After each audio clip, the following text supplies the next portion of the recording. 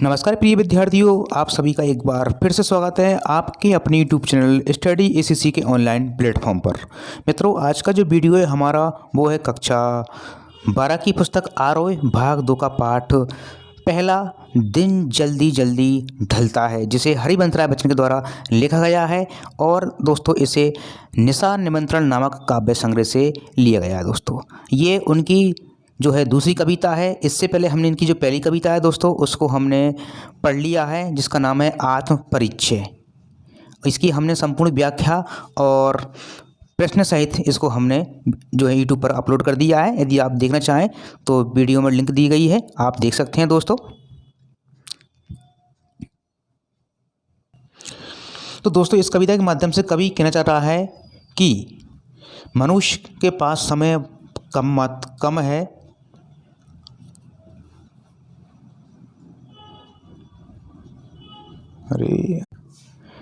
इन पंक्तियों के माध्यम से दोस्तों कवि जो है बताना चाह रहा है कि समय बहुत कम है, समय जल्दी जल्दी निकल रहा है।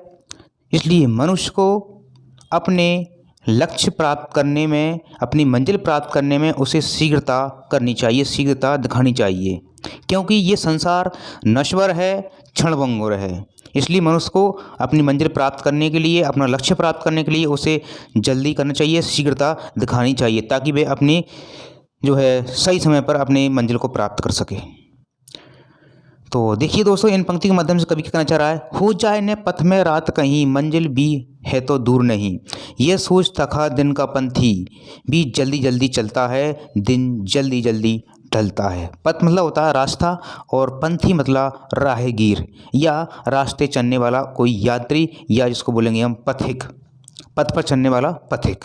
तो देखिए दोस्तों, हो जाए न पथ में रात कहीं, मंजिल भी तो है दूर नहीं। कवि वर्णन करते हुए कहते हैं कि दिन भर चलकर अपनी मंजिल तक पहुंचने वाला राहगीर, यात्री मन में सोचता है कि मंजिल भी दूर नहीं है। अब उसकी जो मंजिल है वो ज़्यादा दूर नहीं है, अब पास में ही है। उसकी जो मंजिल है वो पास में ही है, अब ज़्यादा दूर नहीं है।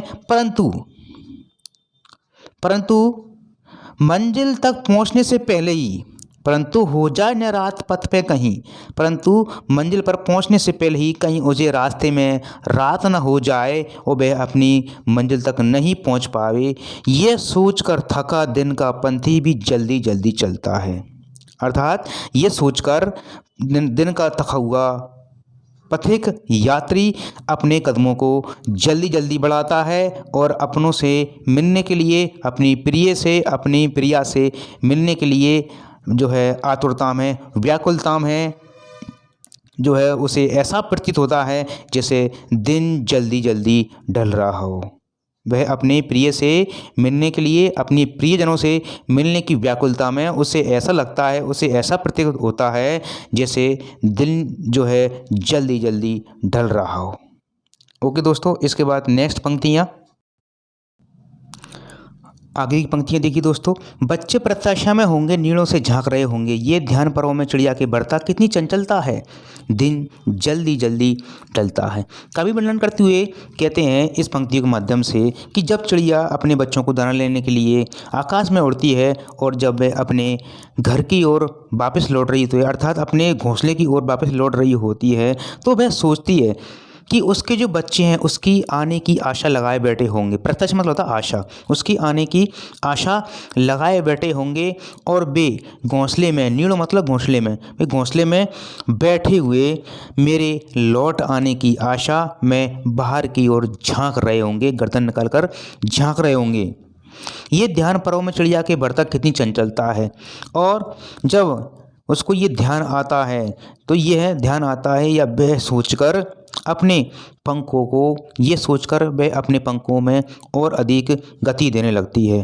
और उस समय उसके पंखों में कितनी चंचलता रहती है, उसे वस्तुतः ऐसा जो है आभास होता है कहीं दिन जो है जल्दी जल्दी नहीं ढल जाए। इसलिए कवि ने इस पंक्ति के माध्यम से बताया है कि प्रत्येक यात्री को, प्रत्येक पथिक को, प्रत्येक व्यक्ति को जो है अपनी मंजिल प्राप्त करने में तीव्रता दिखानी चाहिए, शीघ्रता उसे करना चाहिए। पक्षी के माध्यम से कवि कहना चाहते हैं कि प्रत्येक व्यक्ति को अपना कार्य, अपना लक्ष्य प्राप्त करने में शीघ्रता करनी चाहिए, क्योंकि दिन जल्दी जल्दी ढल रहा है, अर्थात हमारा जो समय है वो लगातार तेज़ी से व्यतीत हो रहा है। इसलिए कवि ने यहाँ इस पंक्ति के माध्यम से संसार को एक क्षणभंगुर और नश्वर बताया है। इसलिए मनुष्य को उसका जो कार्य है, उसकी जो मंजिल है, उसका जो लक्ष्य है, उसे प्राप्त करने में शीघ्रता दिखानी चाहिए, क्योंकि दिन जो है, समय जो है, बहुत जल्दी जल्दी निकल रहा है। आगे की पंक्तियाँ देखिए दोस्तों।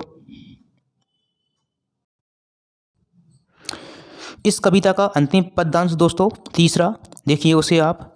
मुझसे मिलने को कौन विकल, मैं हो जाऊं किसके हित चंचल, ये प्रश्न शीतल करता पदों को भरता और मैं विह्वलता, दिन जल्दी जल्दी ढलता है। कवि वर्णन करते हुए कहते हैं कि मुझसे मिलने को कौन विकल। कवि वर्णन करते हुए कहते हैं कि इस दुनिया में मेरा अपना कोई नहीं है, अर्थात उसके घर पर उसका इंतजार करने वाला, प्रतीक्षा करने वाला अपना कोई नहीं है। तो मैं मुझसे मिलने को कौन विकल, फिर मुझसे मिलने के लिए कौन व्याकुल हो रहा है, फिर मुझसे मिलने के लिए कौन व्याकुल हो रहा है, और मैं हो जाऊं किसके चंचल, और मेरा हृदय किससे मिलने के लिए चंचल हो, फिर मेरा हृदय किसके लिए चंचल हो, किससे मिलने के लिए चंचल हो। ये प्रश्न शीतल करता पदों को भरता और मैं विह्वलता, दिन जल्दी जल्दी ढलता है। तो ये प्रश्न जब मेरे मन में आता है तो मेरे कदमों को कमज़ोर कर देता है। जब ये प्रश्न मेरे मन में आते ही मेरे कदम को शीतल कर देता है, कमज़ोर कर देता है, और मेरे हृदय में निराशा और उदासी की भावनाएं भरने लगती है। इससे मेरा मन व्याकुलता से भर उठता है और घर जल्दी पहुंचने की जो मेरी इच्छा है, जो कोशिश है, उस पर विराम लगता है। उस समय उसे ऐसा लगता है कि उसके जीवन का दिन भी जल्दी जल्दी ढल रहा है। तो इस प्रकार कवि ने बताया है इन पंक्तियों के माध्यम से कि जब उसका कोई अपना नहीं है तो वह किसके लिए कार्य करे। तो दोस्तों यदि आपको वीडियो पसंद आया तो प्लीज़ लाइक कीजिएगा, चैनल को सब्सक्राइब कीजिएगा, और इससे पहले का जो वीडियो दोस्तों आत्म परिचय, उसको भी आप जो है देख सकते हैं। उसको हमने पहले ही वीडियो जो है यूट्यूब पर अपलोड कर दिया है। धन्यवाद दोस्तों। यदि आपको ये PDF चाहिए तो आप हमारा टेलीग्राम ज्वाइन करके प्राप्त कर सकते हैं फ्री में। धन्यवाद दोस्तों।